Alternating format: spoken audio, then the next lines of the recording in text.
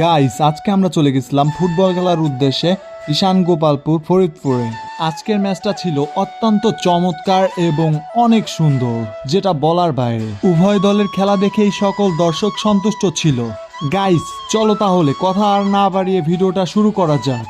আজকে ছিল শুক্রবার, তাই নামাজের পরপরই খেলার উদ্দেশ্যে রওনা করে নকলহাটি চলে আসি।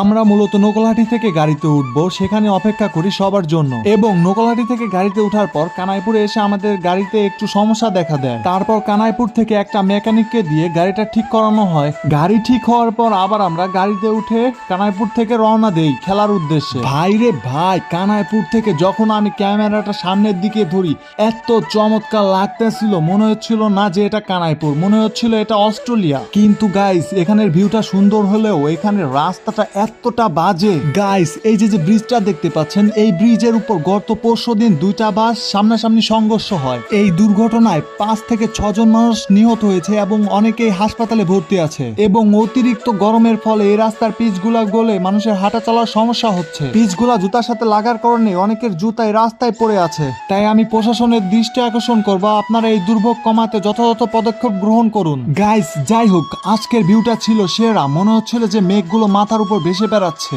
এরপর ফরিদপুর হাইওয়ের প্রাকৃতিক সৌন্দর্যের কথা না হয় নাই বললাম, কারণ ফরিদপুরের হাইওয়ে রাস্তা দিয়ে যারা গিয়েছেন তারাই জানেন যে ফরিদপুরের হাইওয়ে রাস্তার কতটা সৌন্দর্য এবং কতটা মনোরম পরিবেশ। এই সুন্দর ভিউ দেখতে দেখতে অবশেষে আমরা পৌঁছে গেলাম আমাদের কাঙ্ক্ষিত সেই মাঠে। মাঠটাও ছিল অনেক সুন্দর এবং অনেকটাই বড়।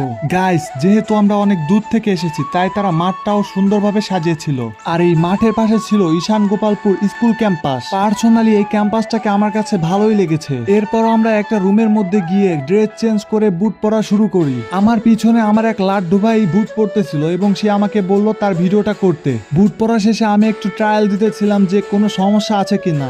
তারপর সবার বুট পরা শেষে একে একে সবাই মিলে রুম থেকে বের হওয়া শুরু হলো। আমাদের যে প্লেয়ার গুলা ছিল সবাই আমাদের মাঠের প্লেয়ার এবং ওদের প্লেয়ার গুলা ছিল বিভিন্ন এলাকার। যাই হোক, মাঠে নামার পর আমরা একটু প্র্যাকটিস করতেছিলাম, কারণ একটু পর খেলা শুরু হবে। আমরা ছিলাম নকলহাটি স্পোর্টিং ক্লাব এবং তারা ছিল ঈশান গোপালপুর স্পোর্টিং ক্লাব। এরপর উভয় দলের সাথে হ্যান্ডশেক করার পর নেফারি আমাদের কিছু দিক নির্দেশনা দেয় এবং তারপরই শুরু হয় খেলা। আজকে খেলার মধ্যে ছিল টান টান উত্তেজনা, কিন্তু দুঃখের বিষয় কোনো দলই গোল করতে পারে না। গোল না হলেও দর্শক ছিল অনেক এবং উভয় দলের খেলাই পুরো দর্শকের কাছে ভালো লেগেছে।